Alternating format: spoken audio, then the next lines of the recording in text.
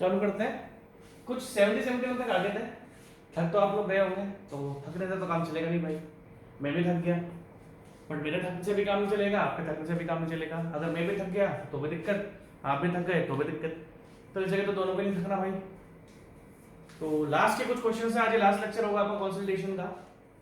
और उसके बाद हम लोग शेयर स्ट्रेंथ, शेयर स्ट्रेंथ, ये शेयर स्ट्रेंथ का देना एनर्जेटिक यूनिट लूंगा, फाउंडेशन।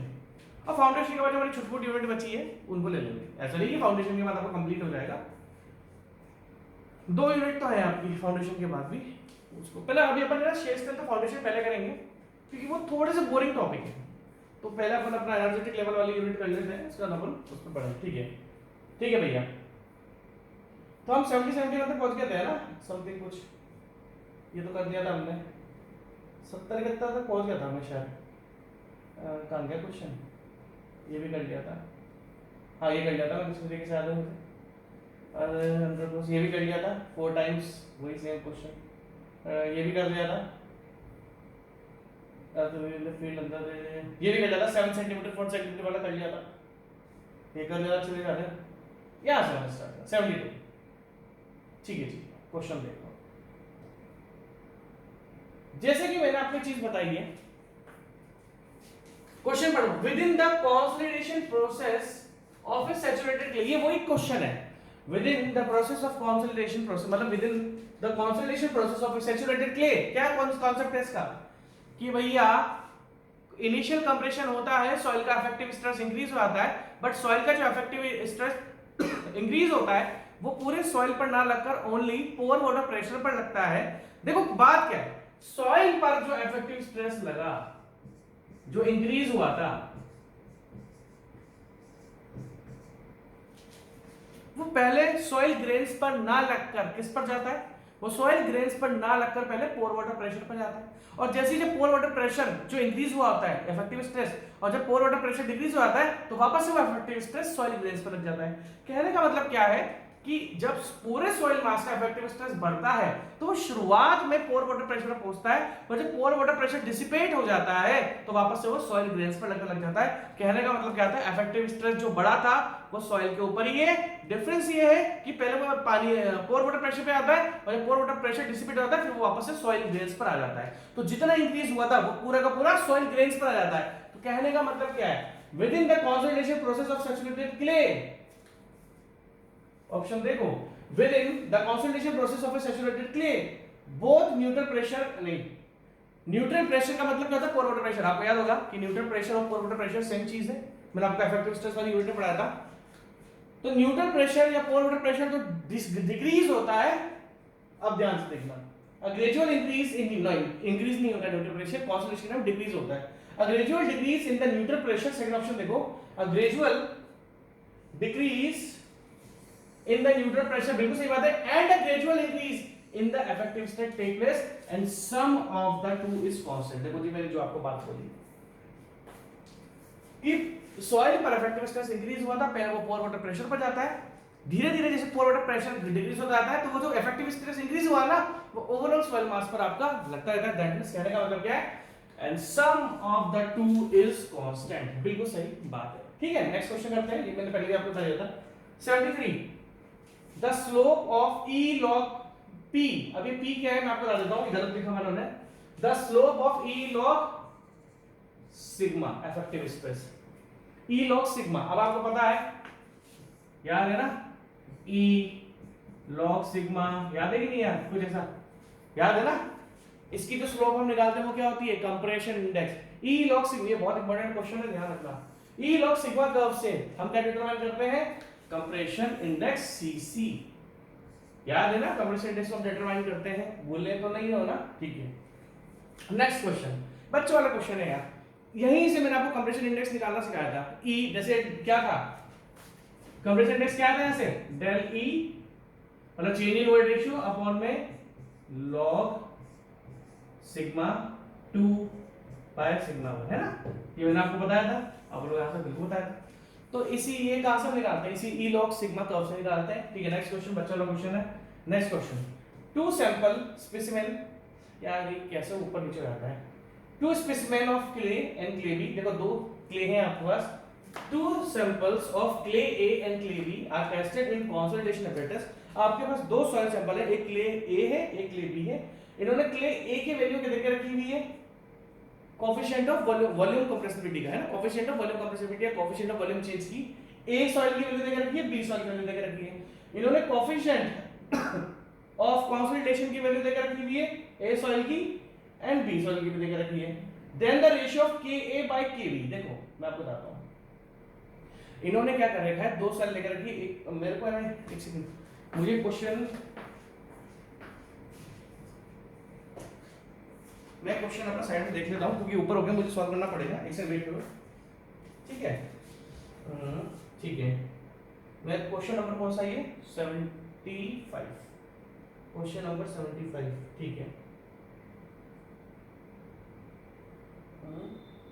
ठीक है।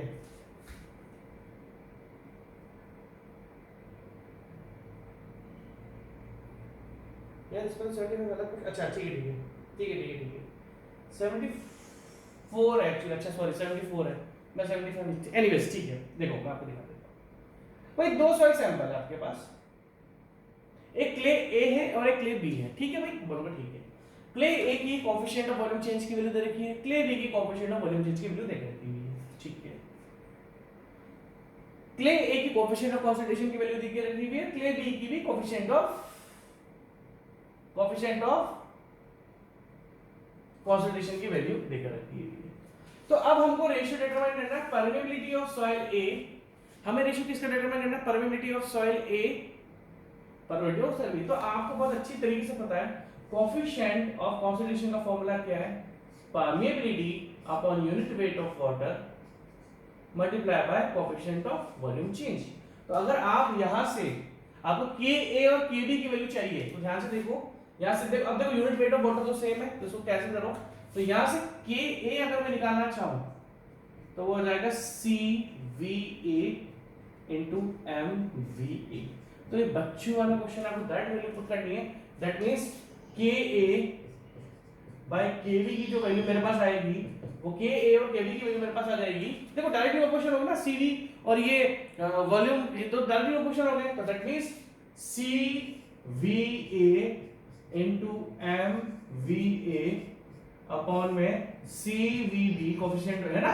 बच्चा वाला क्वेश्चन है यार, तो बहुत इजी क्वेश्चन है, इसमें कुछ ऐसा टिपिकल तो है नहीं। तो हम क्या करते हैं, मैं इसमें से साइड में पुट करूंगा। अब मेरे पास सी वी ए की वैल्यू कितनी है, सी वी ए की वैल्यू मेरे पास 3.8 इंटू 10 की घात -4 10⁻⁻⁴, ठीक है। सी वी ए की वैल्यू लिख दी मैंने। अब एम वी ए की वैल्यू क्या थी, एम वी ए की वैल्यू 3.6 इंटू 10⁻⁻⁴ है ना, इंटू 10⁻⁻⁴, ठीक है। 3.6 इंटू 10⁻⁻⁴, ठीक है भाई ठीक है, कोई बड़ी बात नहीं है। अपॉन में सी वी बी की वैल्यू कितनी है मेरे पास, सी वी बी की वैल्यू 1.9 इंटू 10⁻⁻⁴, और एम वी बी की वैल्यू मेरे पास है 1.8 इंटू 10⁻⁴। तो यार बस आ गया आंसर, मैंने सीवी पुट कर दिया 3.8 है, मैंने एलवी पुट कर दिया 3.6 है, मैंने सीवी भी पुट कर दिया आपका 1.9 है, और मैंने आपका 1.8 क्या था एमवीपी, ठीक है सही है। इनसे ये कैंसिल हुआ 1 2 3 4, और फाइनली मेरे पास आंसर आ रहा है 3.8 मल्टीप्लाई बाय 3.6, 3.8 मतलब divided by 1.9 divided by 1.8 which is equals to 4। अरे यार, तो आप सिंपल सा रिलेशनशिप है, आप लिख लो इसको, मैं आपको थोड़ा सा टाइम दूंगा लिखने के लिए, ठीक है भाई, लिख लिया होगा। नेक्स्ट क्वेश्चन, अब ध्यान से देखना, मैं आपको फिर बता रहा हूं अच्छे क्वेश्चंस हैं, ये क्वेश्चन बहुत बार आया है, ठीक है। Next question, in a saturated clay layer with a single drainage, अच्छा बहुत बड़ा क्वेश्चन है, इसको जरा इंपॉर्टेंट है क्योंकि ऐसा क्वेश्चन आपका अभी तक करा नहीं है। हमारे क्वेश्चन आया था ना तो आप कर ही नहीं पाते।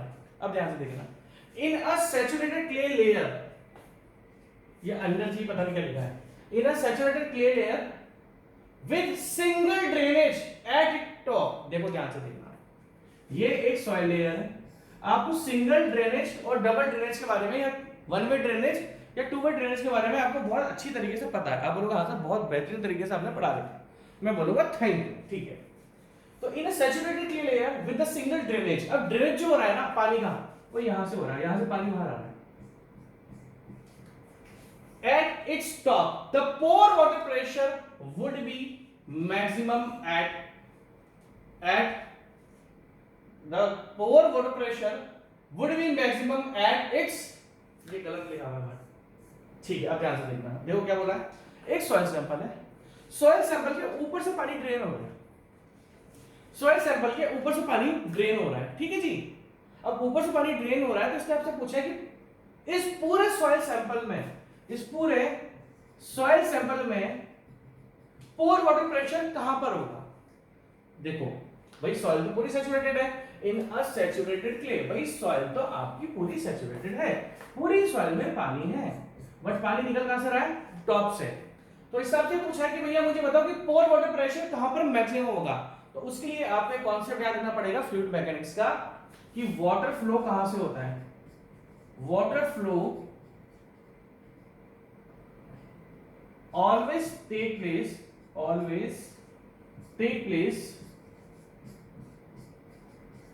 from high pressure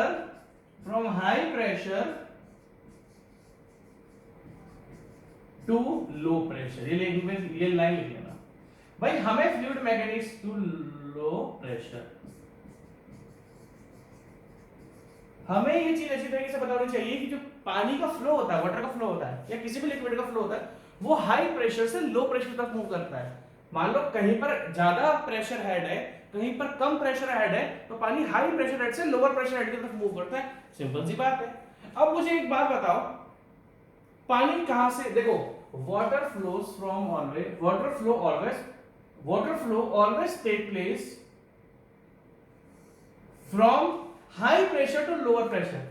तो जहां से पानी निकल रहा है भाई, मान लो ये दो पॉइंट है ए और ये बी, हमने यहां पर पीजोमीटर लगाया, तो यहां पर प्रेशर हेड आपका ज्यादा आ गया और यहां पर प्रेशर आपका कम है।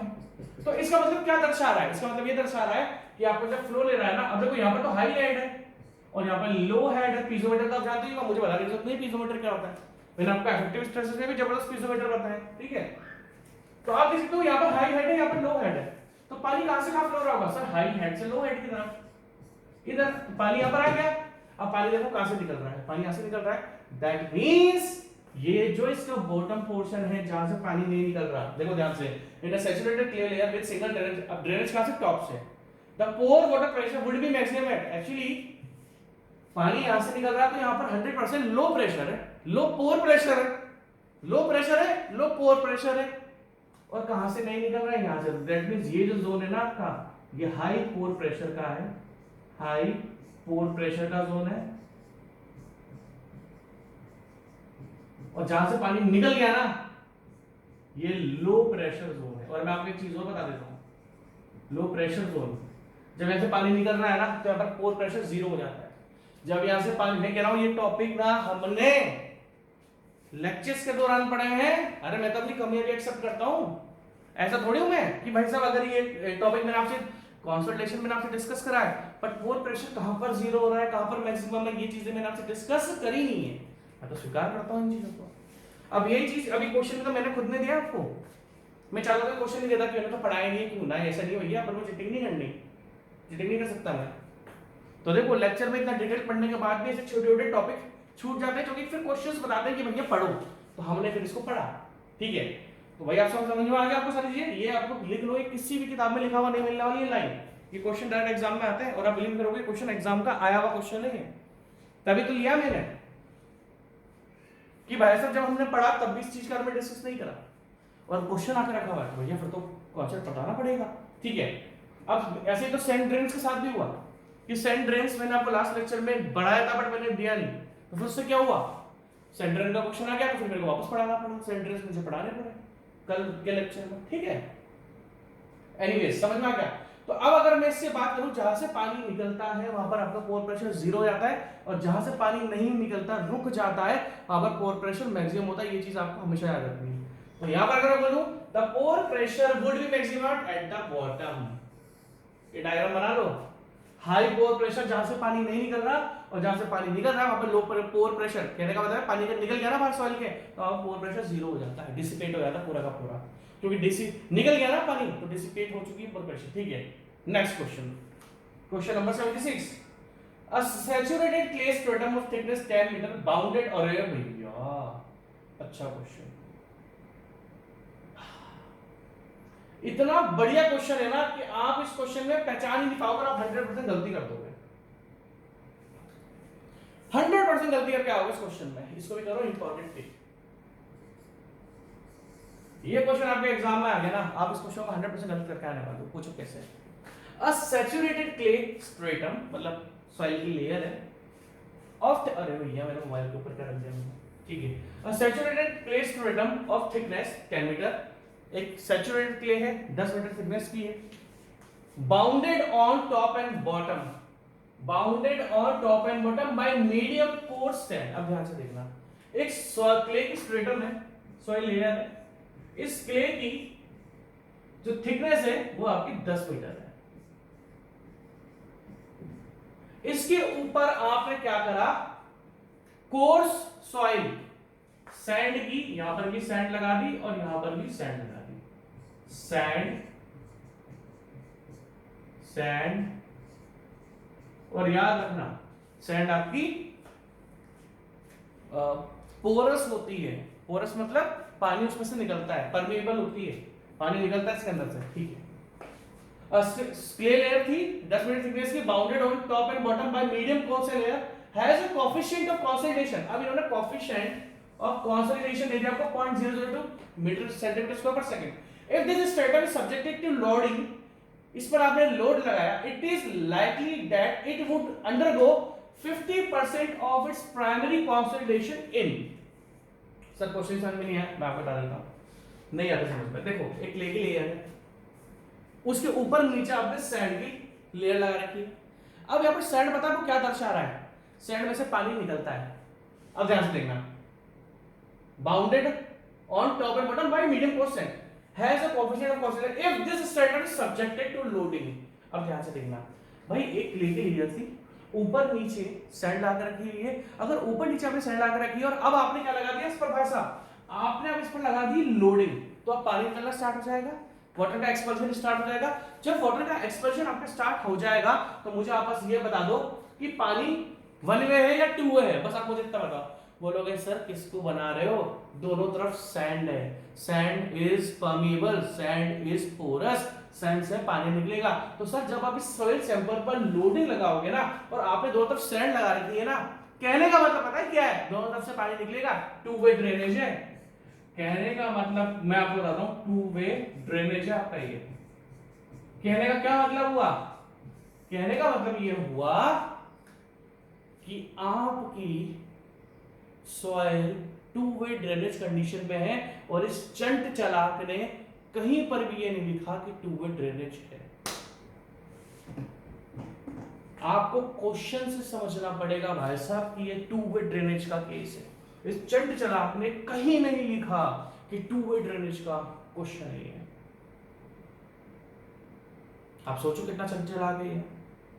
हमने पहचाना ये तो टू वे ड्रेनेज सैंड है, लोड भी लगाया है, वाटर एक्सपल्शन होगा, ऊपर से भी होगा नीचे से भी होगा, और अगर ऊपर नीचे से वाटर एक्सपल्शन हो रहा है तो भैया टू वे ड्रेनेज है। और टू वे ड्रेनेज के केस में जो मैं थिकनेस होती है वो हाफ लेता हूं, ये आपको ध्यान रखना पड़ेगा। एनीवेज, इसने आपसे लेंथ ऑफ ड्रेनेज पाथ नहीं पूछी है, इसने आपसे पूछा है कि मुझे इतना बताओ कि अगर 50% कंसोलिडेशन जब हो जाएगा ना तो वो कितने टाइम में होगा, डेज लिखा हुआ है ना टाइम, तो इसने फाइनली आपसे स्मॉल टी जो होता है ना इसको हम बोलते हैं elapsed time, elapsed time for 50% consolidation. आपसे इसने elapsed टाइम पूछा है कि 50%। अब देखो आपको अच्छी तरीके से पता है जब 50-60% डिग्री ऑफ कंसोलिडेशन तक हम जो टाइम फैक्टर का फॉर्मूला यूज करते हैं क्या करते हैं, pi by 4 into degree of consolidation का स्क्वायर। कि आपको अच्छी तरीके से पता है, मुझे तो बताने की जरूरत भी नहीं है इसको, क्योंकि 50-60% तक वैलिड होता है। और वहीं पर आपको टाइम फैक्टर का एक फॉर्मूला और पता है, क्या? Time factor is equals to CV, coefficient of consolidation, multiply by T upon sir length of drainage path का स्क्वायर। तो हम क्या करते हैं भाई साहब, देखो इसने आपको क्वेश्चन में इस चीज को पूछा है, इस चीज को इसने आपसे पूछा है, कोएफिशिएंट ऑफ कंसोलिडेशन टाइम इसने पूछा है आपसे, टाइम पूछ लिया इसने आपसे। क्या कोएफिशिएंट ऑफ कंसोलिडेशन हमारे पास है? हाँ जी बिल्कुल है। कोएफिशिएंट ऑफ कंसोलिडेशन इसने क्वेश्चन में आपको देकर रखा है 0.02 सेंटीमीटर स्क्वायर पर सेकंड। क्या लेंथ ऑफ ड्रेनेज पाथ देख रखी है? बिल्कुल देख रखी है, क्योंकि इसने क्ले की थिकनेस देख रखी है, और क्ले की थिकनेस से जो भी इसने सॉइल लेयर की थिकनेस देख रखी है, and with the help of thickness we can determine the length of drainage path. But आपको ये ध्यान रखना है कि यहां पर ये d जो आएगा ना वो h/2 आएगा, क्योंकि हमने क्वेश्चन से पहचाना भैया ये तो टू वे ड्रेनेज कंडीशन है, चंट बहुत है, हम सुपर चंट है, उसमें क्या तू चंट थोड़ी अकेला, अकेला तू ही मार्केट में चंट थोड़ी है। तो कहने का मतलब क्या, टीवी इज टू, तो दैट मींस हम लोग यहां से टाइम फैक्टर को डिटरमाइन करेंगे, और डिग्री ऑफ कंसोलिडेशन कितना हो चुका? 50%। तो सिंपल सा फॉर्मूला है TV is equals to π/4 into point, percentage symbol हटा दिया, परसेंटेज सिंबल हटा दिया, 100 से डिवाइड कर दिया, रेडियस 0.50 का square multiply by 3.14 divided by 4 which is equals to 0.19625,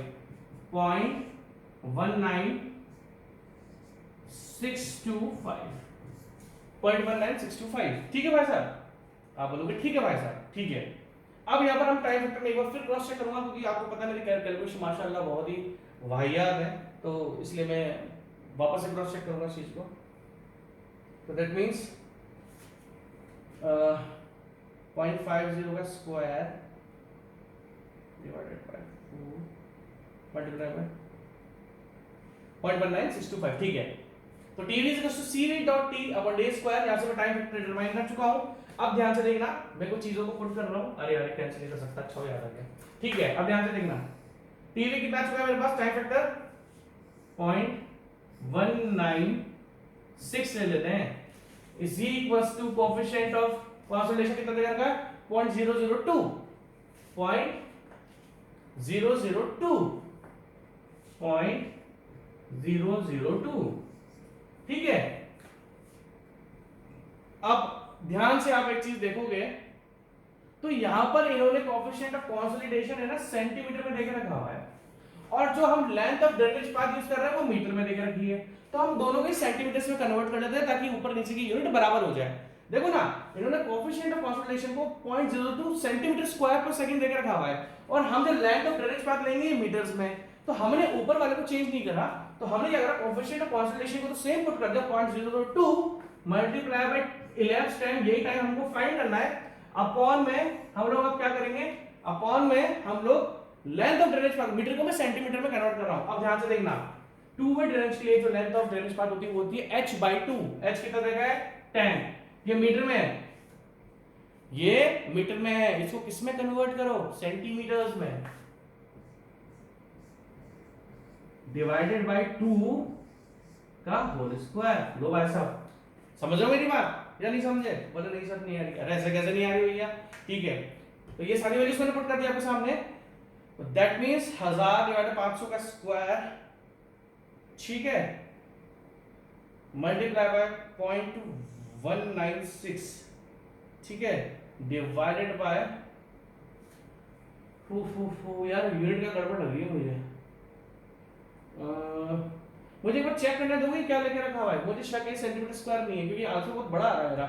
मैं फिर भी आपको बता देता हूँ, कोई दिक्कत नहीं है, देखो मैं बता दूंगा आपको, क्योंकि मैं बताता हूँ आपको, ये 0.196 हमारा आया था, बिल्कुल सही है, 0.196 मल्टीप्लाई बाय 500 का स्क्वायर इनटू 0.196, ठीक है, 0.196 एंड डिवाइडेड बाय 0.02।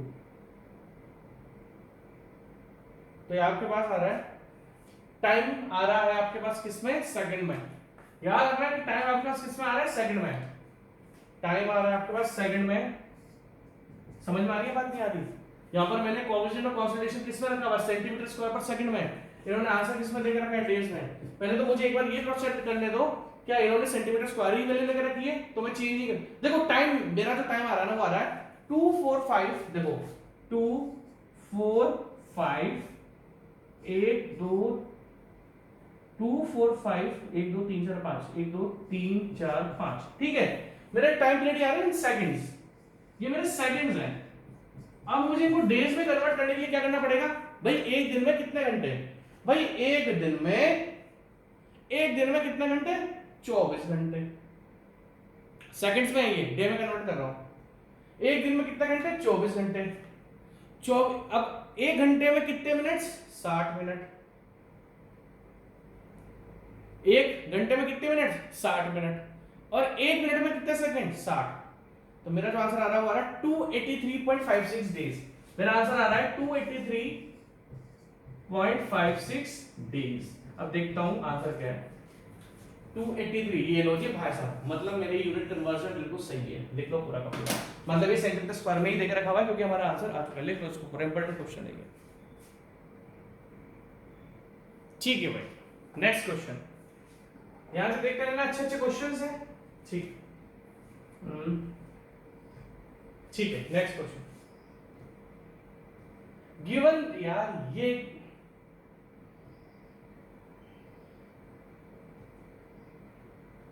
अच्छा ठीक है ठीक है ठीक है, ये ओवर कंसोलिडेशन का क्वेश्चन है। क्या क्वेश्चन है, देखो मैं बता देता हूं, हम यहां से पढ़ना स्टार्ट करते हैं। क्वेश्चन थोड़ा ऊपर नीचे हो रहा है। Given that for an consolidated clay soil, over consolidated clay soil, given that for an over consolidated, ये over वर्ड नीचे आएगा, given that for an over consolidated clay soil deposit, the pressure under which the deposit has been fully consolidated, कहने का मतलब क्या है, ये इन्होंने प्री consolidated stress देकर रखा हुआ है। देखो fully consolidated in the past is 100 kilonewton per meter square। fully consolidated soil है, सॉरी ओवर कंसोलिडेटेड सॉइल है, जिस पर जो प्री कंसोलिडेटेड स्ट्रेस लगा था वो था 100, और एट प्रेजेंट जो ओवर बर्डन प्रेशर लग रहा है वो 75 किलोन्यूटन पर मीटर स्क्वायर लग रहा है। तो ये क्वेश्चन हमने पहले भी करा था इसके प्रीवियस लेक्चर में, उसमें वैल्यूज अलग थी, शायद मुझे याद ही है 100 और 75 था, कुछ अलग वैल्यूज थी। तो क्या करेंगे भाई, हमें अब ओवर कंसोलिडेशन रेशियो फाइंड करना है। तो ओवर कंसोलिडेशन रेशियो का सिंपल फार्मूला है, प्री कंसोलिडेटेड स्ट्रेस को आप एग्जिस्टिंग स्ट्रेस से डिवाइड कर दो, आपको आंसर आपको मिल जाएगा। प्री कंसोलिडेटेड स्ट्रेस को हम ओवर कंसोलिडेटेड स्ट्रेस से डिवाइड करेंगे और हमें आंसर मिल जाएगा। तो देखो 100 डिवाइडेड बाय 75 आपका आंसर हो जाएगा। सिंपल क्वेश्चन है, 100 डिवाइडेड बाय 75, 100 डिवाइडेड बाय 75 आपका ओवर कंसोलिडेशन रेशियो फाइंड करना था, 100 डिवाइडेड बाय 75, ठीक है। ये है क्वेश्चन, तो मजेदार क्वेश्चन नंबर 78। बस हमारे 2-4 क्वेश्चन और बचे हैं, इसका हम अब नेक्स्ट चालू करेंगे अपना शेयर स्ट्रेंथ, ठीक है। 78 नंबर का क्वेश्चन देखो, in a soil sample of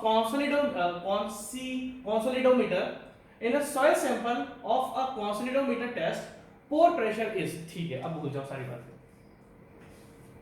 मैंने अभी आपको थोड़ी देर पहले, ठीक है सारी बातें छोड़ो, मैंने आपको ऑइडोमीटर टेस्ट कराया था नहीं कराया था, पूरा पूरा एक्सप्लेन करा था ना ऑइडोमीटर टेस्ट। बोलोगे हाँ सर आपने ऑइडोमीटर टेस्ट एक्सप्लेन करा था।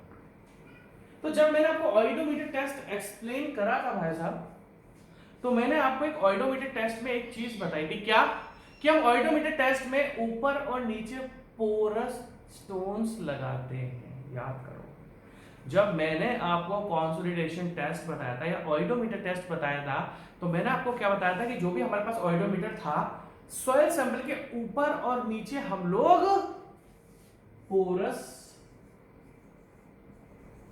स्टोन लगाते हैं। किस किस को ये बात याद है? आप बोलोगे सर हमको बिल्कुल याद है, क्योंकि मैंने पूरा का पूरा ऑइडोमीटर टेस्ट आपको एक्सप्लेन करा था। याद है कि नहीं याद? बोलोगे हाँ सर याद था। अब मैं अगर आपसे सिंपल सी चीज पूछूं, पोरस स्टोन का मतलब क्या होता है? जिसके अंदर पोर्स हैं, जिसके अंदर वॉइड्स हैं, उसमें से तो पानी निकलेगा, एक्सपल्शन ऑफ वाटर होगा। तो ऑइडोमीटर टेस्ट में पता है क्या होता है? टू वे ड्रेनेज होता है, क्योंकि पोरस स्टोन हम ऊपर और नीचे दोनों जगह लगाते हैं। अब ध्यान से देखना, ये रही सॉइल, आपका ऑइडोमीटर है, ऊपर भी मैं एक पोरस स्टोन लगाता हूं और नीचे भी मैं एक पोरस स्टोन लगाता हूं। पोरस का मतलब है कि पानी जब फोर्स लगेगा तो पानी इसके अंदर से निकलेगा, क्योंकि पोरस का मतलब ही होता है। ठीक है भाई साहब, आप बोलोगे ठीक है भाई साहब। अभी इसके पहले मैंने आपको एक चीज बताई थी कि पानी हाई हेड से या हाई प्रेशर से लो प्रेशर की तरफ मूव करता है। पानी हाई प्रेशर से लो प्रेशर की तरफ या हाई हेड, हेड क्या होता है भाई, उसमें तो प्रेशर हेड भी है, काइनेटिक एनर्जी हेड भी है, पोटेंशियल एनर्जी जिसको हम डेटम हेड बोलते हैं वो भी। Water flows from high head to low head, और हेड डिफरेंस की वजह से फ्लो होता है। ड्यू टू हेड, अगर दो पॉइंट का सेम हेड है तो उनके बीच में फ्लो नहीं होता। जब दो पॉइंट के बीच में हेड का डिफरेंस होगा, जिसको हम हाइड्रोलिक ग्रेडियंट भी बोलते हैं ना, सारी चीजें पता होगी आपको। तो जब दो पॉइंट के बीच में हेड का डिफरेंस है, पीजोमीटर लगा, समझ गए होंगे सारी बातें, that means potential energy, kinetic energy, pressure head, तभी फ्लो होगा। अभी मैंने आपको थोड़ी देर पहले क्या बताया था कि पानी किस तरीके से मूव करता है। अब पानी यहां से मूव कर रहा है तो भाई साहब यहां पर तो 100% लो प्रेशर है। पानी यहां से भी मूव कर रहा है, हाई हेड से लो हेड की तरफ मूव करता है ना, यहां से मूव कर रहा है तो यहां पर भी भाई साहब लो प्रेशर है। दैट मींस इस पॉइंट पर भी लो पोर प्रेशर है और इस पॉइंट पर भी लो पोर प्रेशर है। अब क्वेश्चन पर आ जाओ। In a soil sample of consolidometer test, oedometer test बोलो, पोर वाटर प्रेशर इज, इन्होंने क्या लिखा है, maximum at the centre, minimum at the centre, कि सेंटर पर सबसे मिनिमम है, उसके बाद मैक्सिमम एट द टॉप नहीं भाई साहब, टॉप पर तो मैक्सिमम हो ही नहीं सकता क्योंकि टॉप पर तो मिनिमम है, इवन जीरो है। जैसे ही पानी बाहर निकल गया पोर प्रेशर जीरो हो गया आपका, जैसे ही पानी बाहर निकल गया पोर प्रेशर आपका जीरो हो गया। अच्छे क्वेश्चन से ध्यान रखना, ठीक है, पोर प्रेशर आपका जीरो हो गया, तो यहाँ पर तो पोर प्रेशर मैक्सिमम हो ही नहीं सकता। मैक्सिमम एट द बॉटम, कहां से बॉटम, बॉटम से भी तो पानी निकलता है। यार इतना जबरदस्त क्वेश्चन है ना, देखने में बहुत इजी लग रहा है। अरे भैया आपको पता भी है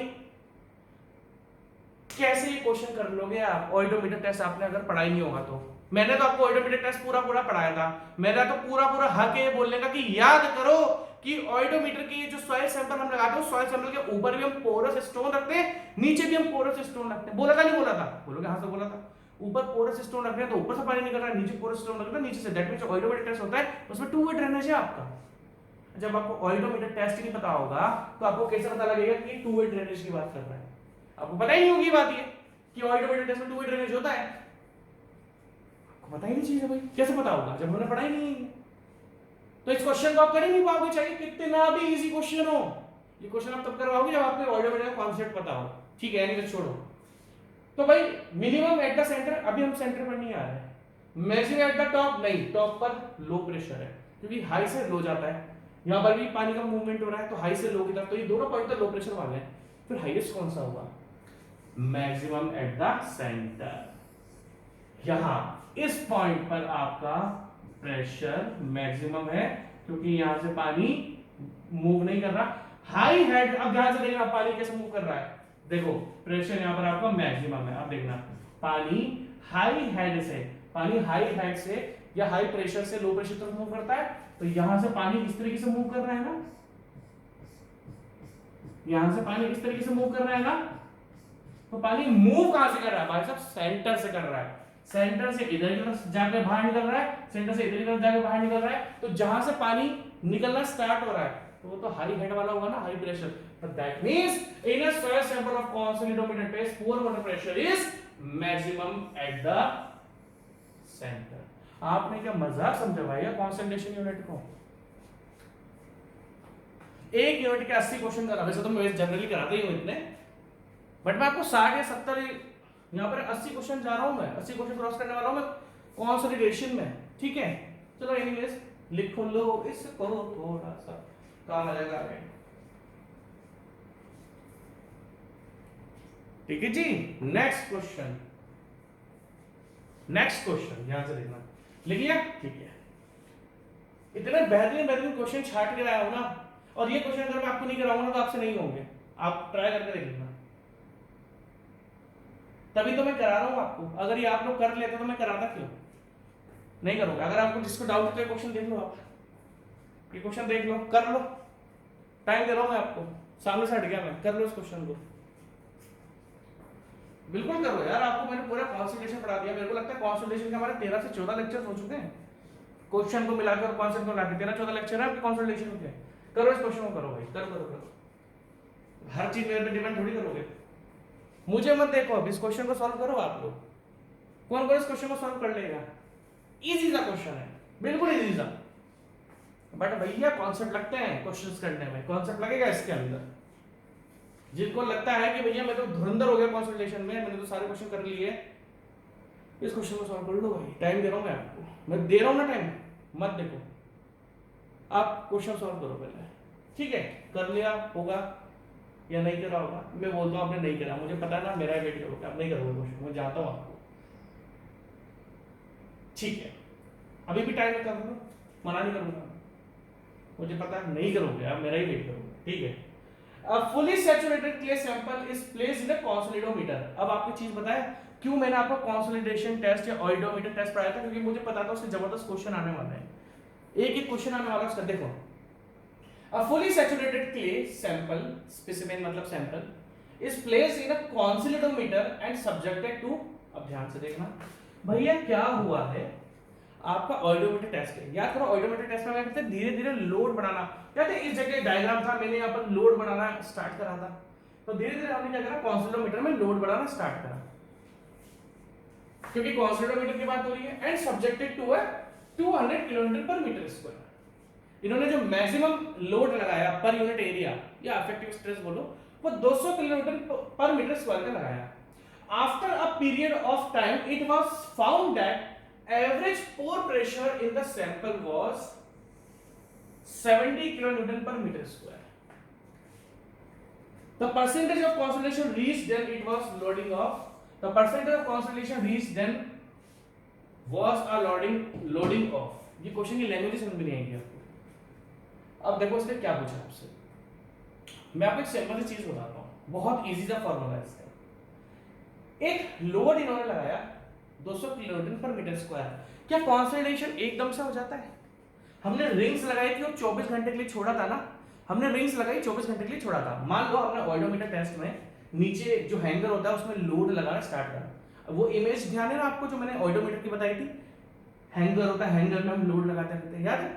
तो आपने क्या करा, लोड लगा दिया। अब क्या कंसोलिडेशन एकदम से होता है? नहीं सर, हम 24 घंटा रुकते थे, हर एक लोड में हम 24 घंटा रुक रहे थे सर, ठीक है? तो आपने क्या करा, 200 किलोन्यूटन पर मीटर स्क्वायर पर आपने लोड लगा दिया। एक टाइम ऐसा आया जहां पर आपको यह पता लगा कि सॉइल सैंपल का जो पोर प्रेशर है ना वो 70 किलोन्यूटन पर मीटर स्क्वायर है। तो मुझे ये बताओ कि कितना परसेंटेज ऑफ कंसोलिडेशन कंप्लीट हो चुका है। भाई देखो सिंपल सी बात है, आपने लोड लगाया, सॉइल का इफेक्टिव स्ट्रेस बढ़ा, जब सॉइल का इफेक्टिव स्ट्रेस बढ़ा तो वो सॉइल ग्रेन्स पर ना जाके सबसे पहले पोर वाटर पर जाता है। सबसे पहले जैसे ही हमने लोड लगाया तो सबसे पहले जो प्रेशर बढ़ेगा वो पोर वाटर प्रेशर बढ़ेगा। अब धीरे धीरे पोर वाटर प्रेशर डिसिपेट होता रहता है, धीरे धीरे करके ये पोर वाटर प्रेशर डिसिपेट होता रहता है। कहने का मतलब ये कि मान लो अगर मैंने 200 किलोमीटर पर मीटर स्क्वायर पर लोड लगाया तो ये सारा का सारा लोड पहले पोर प्रेशर पर पहुंचेगा, जो वॉइड्स के अंदर पानी है ना उन पानी के ऊपर ही प्रेशर पहुंचेगा। फिर धीरे धीरे क्या होगा, जब ये प्रेशर बढ़ जाएगा, पोर प्रेशर बढ़ जाएगा, फिर पानी निकलना स्टार्ट होगा। तो जैसे जैसे पोर्स के बीच, वॉइड्स के बीच में से पानी निकलना स्टार्ट हो जाएगा, जैसे जैसे वॉइड्स के बीच में से पानी का एक्सपेंशन स्टार्ट होगा तो पोर प्रेशर डिक्रीज होता रहता है। तो इन्होंने बोला कि भाई साहब मैंने तो 200 किलोमीटर पर मीटर स्क्वायर का लोड लगाया था और एक समय ऐसा आया जहां पर पोर प्रेशर आपका 70 किलोमीटर पर मीटर स्क्वायर है, तो मुझे ये बताओ कि कितना परसेंटेज ऑफ कंसोलिडेशन कंप्लीट हो चुका है आपका। कर लो अभी भी क्वेश्चन, मैं तो आपको अभी भी समय दे रहा हूं, कर लो करो क्वेश्चन को। भैया मैं ओवर कॉन्फिडेंट नहीं हूं, मैं प्रैक्टिकल आदमी, मुझे पता है कौन सा क्वेश्चन आपसे होना है, कौन सा क्वेश्चन आपसे नहीं होना है, इसलिए ही ऐसे क्वेश्चंस में करवाता हूं आपको। कोई नहीं करवाएगा ऐसे क्वेश्चन, आपको लिख कर दे रहा हूं मैं, कहीं भी पढ़ लो आ जाके। हर एक में देता है यार, कंप्लीट कराओ सब्जेक्ट, बाद में जाओ, अपना नहीं है। जब तक मेरा यूनिट कंप्लीट नहीं होगा ढंग से मैं एंड नहीं करूंगा इसको। हाँ वैसे हम लास्ट में आ चुके हैं, 1-2 क्वेश्चन बचे, इसके बाद आप सारे के सारे क्वेश्चंस कर लोगे कंसोलिडेशन के, कहीं के भी क्वेश्चन डालो। मैं कह रहा हूं ओपन चैलेंज में आपको कर रहा हूं, जो बुक उठानी है ना वो बुक उठाओ, कोई सी बुक उठाओ, कोई पर्टिकुलर नहीं है। बच्चों की तरह एक बुक नहीं बोलूंगा, एक्स एंड एक्स बुक उठा लो, वाई एंड वाई बुक उठा लो, कोई बुक उठाओ, तुम्हारे पास जितनी अवेलेबल है गूगल पर सर्च करो क्वेश्चंस कंसोलिडेटेड, एक भी क्वेश्चन बचा हुआ नहीं रहेगा, सारे सर्च करो, ओपन है मेरा तो सिस्टम। ऐसा नहीं है कि मैं बोलूंगा यार एक काम करो वो वाली ना बुक फॉलो कर लेना आप, कोई बुक उठाओ, न्यू बना तो मुझसे बात करना, ठीक है? अब आगे की बात करते हैं। After period of time it was found that the average pore pressure, ठीक है समझ में आ गया। सॉइल पर हमने 200 किलोमीटर का लोड लगाया, इफेक्टिव स्ट्रेस जनरेट हुआ, बट हमने जब सॉइल का एक पर्टिकुलर टाइम पर देखा तो हमारे पास इफेक्टिव स्ट्रेस कम निकला। तो अब वो आपसे पूछ रहा है कि भैया कितना डिग्री ऑफ कंसोलिडेशन कंप्लीट हो चुका है। डिग्री ऑफ कंसोलिडेशन से पूछा है। डिग्री ऑफ कंसोलिडेशन क्या होता है कि कितना परसेंटेज कंसोलिडेशन आपका कंप्लीट हो चुका है, इसका बस सिंपल सा रिलेशनशिप है। लगाया कितना था। मैं आपसे चीज पूछता हूं, आपके 100 मार्क्स में से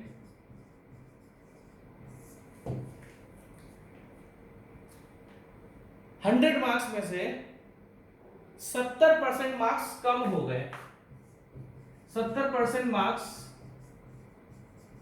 कम हो गए। आपके 100% में से 70% मार्क्स कम हो गए, है ना। देखो कम हो गया ना, प्रेशर कम हुआ है ना। 100% था, अब रिड्यूस होकर कितने पर आ गया, 70 पर आ गया। भाई 100% था, रिड्यूस होकर कितने पर आ गया, 70। तो आपके कितने परसेंटेज मार्क्स है। मैं कह रहा हूं कि आप तैयारी करके 100 मार्क्स से गए थे, बट आपने देखा मेरे तो 70 मार्क्स परसेंट मार्क्स रिड्यूस हो गए, तो बचे कितने, 30% ही तो बचे। बचे कितने, 30% ही तो बचे। कितने मार्क्स आए आपके, भाई 100 मार्क्स का आप करना चाहते थे, 70% मार्क्स आपके रिड्यूस हो गए, 10 में से 7 मार्क्स कट गए, बचे कितने, 3। 100 में से 7 मार्क्स कट गए, बचे कितने, 3। 100 में से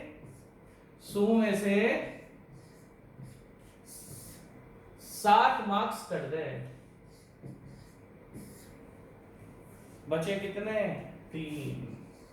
परसेंटेज क्या है, 200 था, रिड्यूस हुआ कितने पर आ गया, 70 पर आ गया। और जितना कम हुआ उसने कंसोलिडेशन भाई साहब कर दिया है। अब आप बोलोगे सर आपने डायरेक्ट 70 क्यों नहीं लिखा, क्योंकि भाई साहब मुझे ये निकालना है कि तेरा कंसोलिडेशन कंप्लीट हो चुका है, जितना रिड्यूस हुआ होगा ना उसने कंसोलिडेशन करा, ये तो अब करेगा 70 किलोमीटर पर मीटर स्क्वायर, तो अब करेगा, करा नहीं है अब करेगा। तो करा किसने, 130 किलोमीटर पर मीटर स्क्वायर ने डिग्री ऑफ कंसोलिडेशन को कंप्लीट करा है। ये तो आप फ्यूचर में करेगा, 200 था 70 रह गया, तो करा किसने, 130 ने करा है। क्या करा है, कंसोलिडेशन करा है। तो जिसने कंसोलिडेशन प्रोसेस करा है वो 130 किलोमीटर पर मीटर स्क्वायर है। तो दैट मींस दोस्तों, और परसेंटेज में टोटल के लिए हमें टोटल से डिवाइड करेंगे, तो that means 130 upon 200 into 100, answer आ गया आपका। अब निकाल लो कितना आ रहा है ये, 130 upon 200 which is equal to 65% answer है आपका। 65% डिग्री ऑफ कंसोलिडेशन आपका कंप्लीट हो चुका है, 65% कंसोलिडेशन आपका कंप्लीट हो चुका है। और वो कंसोलिडेशन करा किसने, 130 किलो न्यूटन पर मीटर स्क्वायर ने, 130 किलो न्यूटन मीटर स्क्वायर ने आपका 65% कंसोलिडेशन ऑलरेडी कर दिया, मतलब आपका 65% पानी एक्सपल्जन हो चुका है, और रिमेनिंग 35% जो करेगा वो ये भाई साहब करेंगे 70 किलोमीटर। लिख लो भैया, कहीं लिखा, इसका सॉल्यूशन ढंग से मिलेगा नहीं आपको कहीं पर भी। एक क्वेश्चन में मैं इसलिए टाइम लगा रहा हूं क्योंकि ये क्वेश्चंस होते नहीं है, बहुत छोटा सा क्वेश्चन लग रहा है दिखने में, होगा नहीं ये क्वेश्चन अगर कॉन्सेप्ट से नहीं चलोगे तो। अब समझ में आ रहा होगा ना कि क्यों मैं चिल्लाता हूं डायरेक्ट क्वेश्चन मत करो, डायरेक्ट क्वेश्चन मत करो, ये बिना कॉन्सेप्ट के क्वेश्चन नहीं होते भाई साहब। एनीवेज मैं तुम्हें आपको 100 बार बता चुका हूं, ठीक है। Next question 79, the version compression curve. Version compression curve मैंने आपको बताया था, ये रहा। इसमें आपको कंप्रेशन इंडेक्स फाइंड करना है, इसमें आपको कंप्रेशन इंडेक्स फाइंड करना है। तो वर्जन कंप्रेशन कर्व से याद है ना, कंप्रेशन इंडेक्स मैंने फाइंड करा था मैंने, हाँ सर करा था ना, कुछ चिल्ला रहे हो। Del e upon log base sigma 2 बाय सिग्मा 1 log बेस 10। ई क्या होता है, चेंज इन वॉइड रेशियो। अब इसका ऑप्शन तो हट गया, मैं डायरेक्ट आंसर लिख दूंगा। अब देखो change in void ratio, y पर क्या प्लॉट होता है, वॉइड रेशियो, x पर क्या प्लॉट होता है सर, इफेक्टिव स्ट्रेसेस। तो देखो डेल ई 1.5 माइनस 1, इन दोनों का चेंज है ना, तो 1.5 माइनस 1 अपॉन में 1.5 माइनस 1 चेंज कर दिया मैंने। भाई दोनों का वर्ड रेशियो, इन दोनों के बीच का डिफरेंस तो वर्ड रेशियो है आपका, अब इफेक्टिव स्ट्रेस का 10 माइनस 1 लॉग मतलब 10 divided log base 10 divided by 1 answer आ गया। 1.5 माइनस 1 कितना आता है 0.5 भाई 1.5 माइनस 1 कितना होता है 0.5 और log 10 कितना log बेस 10 कितना होता है 1 तो आपका आंसर सिंपल सा आ गया डिवाइडेड बाय 1 भाई log बेस 10 into 10 क्या होता है 1 ही तो होता है तो आ गया आपका आंसर 0.5 तो दैट मींस जो कंप्रेशन इंडेक्स है ऑफ द सॉइल इज 0.5 लिख लो इस क्वेश्चन को क्या उसमें कोई बड़ी बात थोड़ी है बस कोई दिक्कत नहीं हम लोग अपना मैं पानी में लिखूंगा प्यास लग गया 2 मिनट दो मुझे क्वेश्चन खत्म हो ही गया हमारे पास ठीक है जी नेक्स्ट क्वेश्चन करें तो नेक्स्ट क्वेश्चन है हमारा कहां गया तो नेक्स्ट क्वेश्चन है हमारा 81 क्वेश्चन ठीक है 81 क्वेश्चन आपके सामने है एक दो क्वेश्चन और बचे हैं तो कंसोलिडेशन में 83 क्वेश्चन सफिशिएंट है और जबरदस्ती के क्वेश्चन करने से फायदा नहीं है क्योंकि आपको क्यों फायदा नहीं है बोलो क्यों फायदा नहीं है क्योंकि आपको क्वेश्चन मिलेंगे नहीं तो फायदा कहां से होगा और क्वेश्चन कहां से लाओगे आप तो आपके पास जो बुक है उसमें 80 क्वेश्चन देके रखे हैं कंसोलिडेशन के है आपके पास ऐसी बुक जिसमें ओनली कंसोलिडेशन के 80 क्वेश्चंस देके रखे हैं वो तो बताना मुझे क्योंकि शायद नहीं होंगे है ना और अगर उसमें 80 क्वेश्चन हो तो रिपीटेटिव होंगे हमारे यहाँ पे सारे डिफरेंट क्वेश्चन है तो ये मैं 81 82 क्वेश्चन जो आपको करा रहा हूँ ना इनके अलावा एक किताब मत खोलना हर बार मैं आगे बोलता हूँ क्योंकि किताब पढ़ के फायदा ही नहीं होगा क्योंकि आपकी किताबों में इनसे कम क्वेश्चन होंगे अगर 80 तक किसी किताब में पहुंच भी गए तो रिपीटेटिव क्वेश्चन होंगे एक ही पैटर्न के 3 क्वेश्चन होंगे यहाँ पर हमारे सारे डिफरेंट क्वेश्चंस 83 क्वेश्चंस हैं तो मत पढ़ना ठीक है 81 क्वेश्चन नंबर 81 पे आते हैं द फिगर गिवन शो अब देखो the figure given shows the state of sample of clay before and after consolidation बहुत अच्छा क्वेश्चन है क्योंकि इस चीज का डेरिवेशन मैं आपको करवा चुका हूं आपको बहुत अच्छी तरीके से पता होगा कि इसका डेरिवेशन मैंने आपको करवाया है ठीक है अगर मैं आपसे सिंपल एक चीज पूछूं इन्होंने क्या करा एक क्ले लेयर है ध्यान से देखना तभी मजा आएगा एक क्ले लेयर है ये कोई सॉरी ये सॉइल सैंपल है ये बिफोर कंसोलिडेशन है एंड ये आपका आफ्टर कंसोलिडेशन है तो बिफोर कंसोलिडेशन जो आपका वॉइड रेशियो था वो कितना है E नॉट और जब कंसोलिडेशन हुआ तो आपका वॉइड रेशियो कितना घट गया EF देखो ना देखो ये तो सॉलिड्स है आपको याद होगा ये मैंने आपको पूरा का पूरा बताया था इसमें आपको बताया था कि ये 1 हम क्यों लेकर रखते हैं क्योंकि सॉलिड्स हमेशा हमारे कांस्टेंट रहते हैं तो सॉलिड्स का जो वॉल्यूम होता है हम वो 1 ले लेते हैं तो ये सॉलिड्स और ये सॉलिड्स क्योंकि सॉलिड्स का वॉल्यूम तो चेंज होगा नहीं सॉलिड्स तो जितने थे होते रहेंगे वॉइड्स का वॉल्यूम चेंज होता है तो पहले वॉइड का वॉल्यूम भाई पहले वॉइड्स का वॉइड रेशियो कितना था E नॉट और जब कंसोलिडेशन हुआ वाटर का एक्सपल्शन हुआ तो वॉइड रेशियो हमारा डिक्रीज हो गया अब अगर मैं आपसे बात करूं तो मैंने आपको सेटलमेंट का फॉर्मूला बताया था in terms of void ratio क्या था del H is equals to H into del E अब ध्यान से देखना अपॉन 1 प्लस E नॉट अब आपको ध्यान देना पड़ेगा चीज का ये del E क्या होता है यहां पर change in void ratio what is del E change in void ratio पहले वॉइड रेशियो कितना था E नॉट था अब वॉइड रेशियो कितना बन गया EF बन गया तो इन दोनों का जो डिफरेंस होता है ना वो होता है आपका del E और आपको हमेशा ये ध्यान रखना पड़ेगा कि ये डिनोमिनेटर में जो E नोट आता है ना ये हमेशा इनिशियल वॉइड रेशियो आता है अभी आपको समझ में नहीं आएगी बात मैं समझाऊं आपको इधर देखो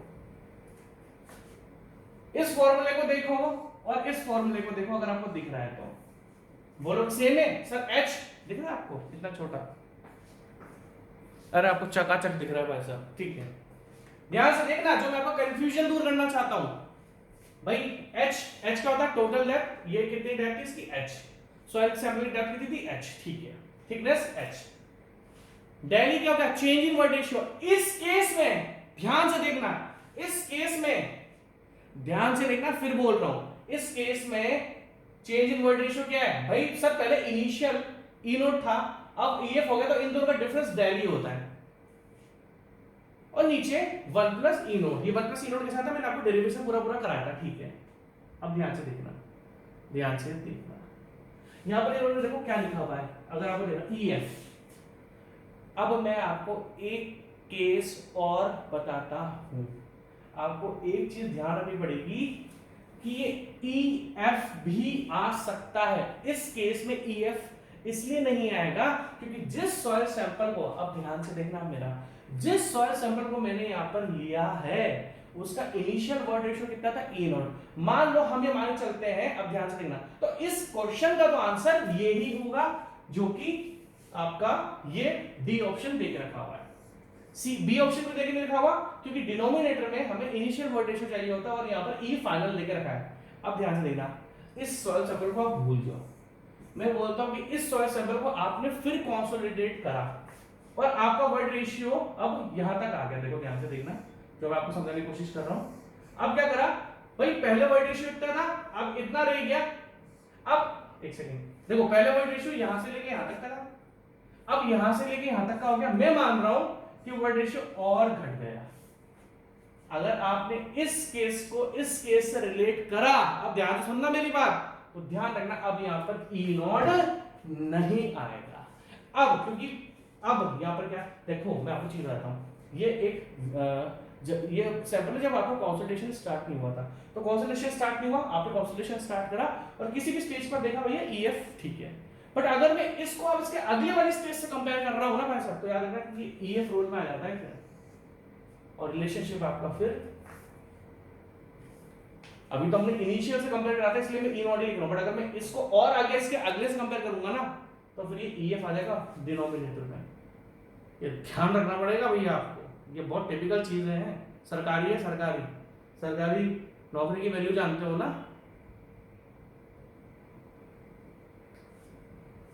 सिक्योरिटी, सरकारी जॉब में सिक्योरिटी है आपकी, इससे बड़ी गारंटी और क्या, वही सिक्योरिटी होती है जॉब की। अच्छा टाइम में बुरा समय आता रहता है तो आपको सरकारी जॉब सिक्योरिटी प्रोवाइड करती है, तो वो बड़ी आसानी से नहीं निकलती, उसकी मेहनत करनी पड़ती है, ध्यान रखना, ठीक है। नेक्स्ट क्वेश्चन, एक जो वर्ड होता है ना सिक्योरिटी, ये वर्ड बहुत मेहनत मांगता है, ध्यान रखना, ठीक है। हाँ अरे यार क्या जबरदस्त क्वेश्चन लेके आया हूं, 82 क्वेश्चन देखो, 83 क्वेश्चंस हैं, मतलब इतना जबरदस्त क्वेश्चन है ना, मजा आ जाएगा आपको। देखो इस क्वेश्चन को मैं आपको हिंदी में बताता हूं, तब आपको मजा आएगा। आप पढ़ना चाहो तो पढ़ लो, मैं समझ देता हूं आपको। वैसे भी मेरे लास्ट के 2 क्वेश्चन बचे हुए हैं, फिर ये लेक्चर में मैं खत्म कर दूंगा, ठीक है। एक्सिस पोर प्रेशर डिस्ट्रीब्यूशन, देखो क्या है, इसमें आपको 4 डायग्राम देके रखे हुए हैं, 1 2 3 और 4, आपको इन्होंने 4 डायग्राम देके रखे हुए हैं। क्वेश्चन क्या, मैं आपको हिंदी में बता देता हूं। ऑइडोमीटर टेस्ट है, ऑइडोमीटर टेस्ट में ऊपर और नीचे क्या हुआ है, ऊपर और नीचे पोरस प्लेट लगाई जाती है। पोरस प्लेट इसलिए लगाई जाती है ताकि पोरस प्लेट से पानी, पोरस प्लेट क्यों लगाई जाती है, पोरस स्टोन क्यों लगाया जाता है, ताकि पोरस स्टोन से या पोरस प्लेट से पानी बाहर निकल जाए। क्योंकि अगर पोरस नहीं लगाई और आपने पैक्ड लगा दी तो पानी बाहर नहीं निकल पाएगा।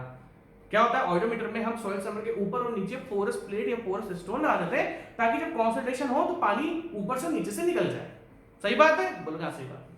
अब मान लो आपने पोरस प्लेट ना लगा के पैक्ड प्लेट लगा दी, तो इसने आपसे ये पूछा कि जब आप पोरस प्लेट को जब लगाते हो तो पानी निकलता है, और जिस जगह से पानी निकलता है तो वहां पर लो पोर प्रेशर होता है। मैंने आपको बता दी सारी कहानी, जहां से पानी ड्रेन होता है वहां पर लो पोर प्रेशर होता है। सही बात है, high pressure to low pressure.